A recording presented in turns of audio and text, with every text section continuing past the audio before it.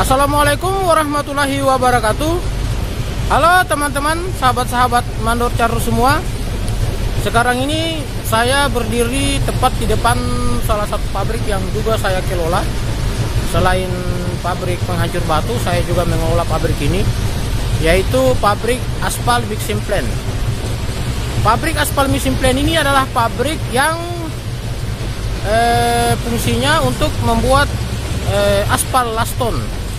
Jadi kalau misalnya di depan rumah teman-teman semua itu ada aspal, jalanan beraspal, maka aspal itu dibuat di pabrik ini, yaitu aspal mixing plant.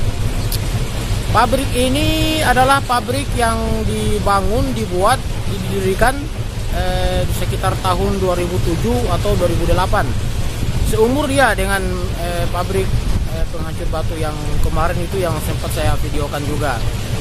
Di sini yang ingin saya informasikan ke teman-teman semua adalah komponen-komponen apa yang terdapat di dalam pabrik ini. Dimana seperti kayak pabrik-pabrik lainnya tentu saja memiliki beberapa komponen-komponen untuk menunjang kinerja pabrik itu sendiri. Sama juga dengan pabrik aspal ini atau aspal mixing plant.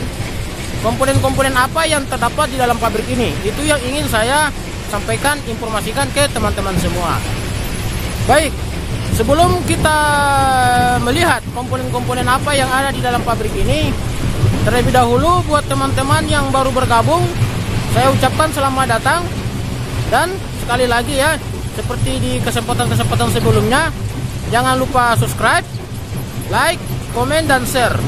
Juga teman-teman yang sudah subscribe dan yang datang berkunjung kembali, saya ucapkan banyak terima kasih.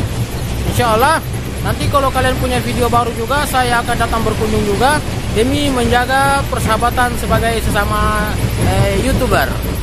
Oke teman-teman, baik, mari kita lihat komponen-komponen apa yang terdapat di dalam pabrik ini. Oke, let's go, check it out. Komponen pertama adalah grinding batu bara. Ini adalah grinding batu bara. Sebelumnya saya informasikan ke teman-teman semua bahwa karena AMP ini masih menggunakan sistem pembakaran batu bara, maka alat pertama itu adalah grinding batu bara. Grinding batu bara ini fungsinya adalah untuk menghancurkan batu bara menjadi pecahan-pecahan kecil. Jadi di dalam grinding ini ada semacam kayak gerigi-gerigi. Sayang ini tidak bisa terbuka. Ada semacam gerigi-gerigi, di mana gerigi-gerigi itu berfungsi untuk menghancurkan batu bara yang masih dalam berbentuk bongkahan-bongkahan menjadi pecahan-pecahan kecil. Nanti teman-teman kalau ingin lebih detail mengenai grinding batu bara ini bisa nanti di searching di Google saja ya. Ya, oke, baik. Ini komponen pertama, bro. Komponen kedua dari aspal mixing plant adalah pulverizer batu bara.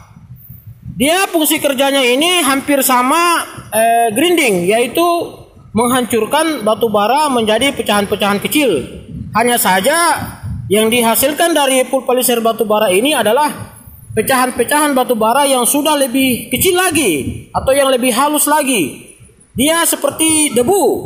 Jadi alat pulverizer batu bara ini adalah untuk menghancurkan batu bara menjadi debu.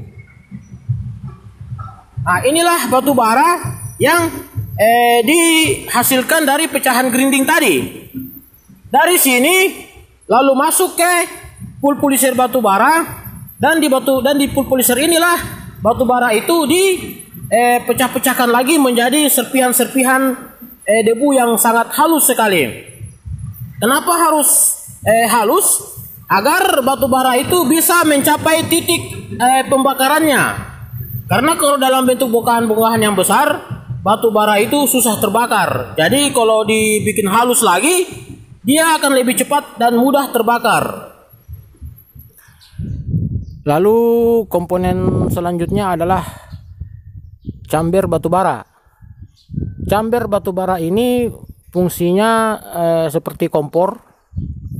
Dia itu membakar debu batu bara yang tadi dihasilkan oleh pulverizer batu bara menjadi semburan api yang semburannya itu cukup kencang.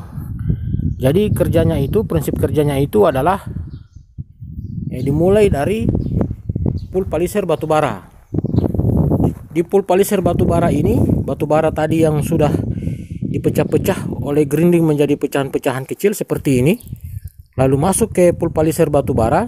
Di pulverizer batubara ini, batubara tersebut itu diubah lagi ukurannya menjadi debu, semacam debu ya. Terus disalurkan melalui selang spiral menuju ke chamber batubara. Nah, ini chamber batubaranya. Nah, di chamber inilah batubara tersebut yang sudah berbentuk serpihan debu disulut dengan api sehingga menghasilkan semburan api yang cukup kencang. Yang fungsi dari semburan api itu adalah untuk membakar material pembentuk aspal. Karena seperti kita ketahui bahwa material pembentuk aspal itu adalah terdiri dari batu pecah seperti abu batu, chipping, dan aspal itu sendiri. Berikutnya adalah apa yang disebut dengan dryer. Jadi dryer ini teman-teman ya, bentuknya seperti kayak tabung panjang, dimana fungsi dari dryer ini adalah untuk menampung material yang akan dibakar melalui chamber tadi. Jadi di dryer ini komponen selanjutnya ya, dryer. Dryer ini material itu akan dimasukkan ke dalam dryer, lalu di situ akan dibakar melalui ujung dari chamber batubara ini. Ini chambernya rusak ini bro, makanya mumpung rusak tidak ada kegiatan saya videokan. agak rusak ini, kami mau melakukan pembenahan ini dari sini. Jadi ini api yang dari chamber ini yang semburannya itu bisa sampai 5 meter ke depan akan masuk ke dalam dryer. Nah, ini akan masuk ke dalam dryer. Saya kasih agak terang sedikit. Itu isi dryer ya. Akan masuk dari api ini, akan menyembur keluar, masuk sampai ke ujung dryer di sana. Material itu yang tertampung di sini akan dibakar dan dipanaskan di sini. Jadi ini komponen selanjutnya, komponen berikutnya yaitu dryer. Demikianlah teman-teman video pertama dari komponen-komponen aspal mixing plant.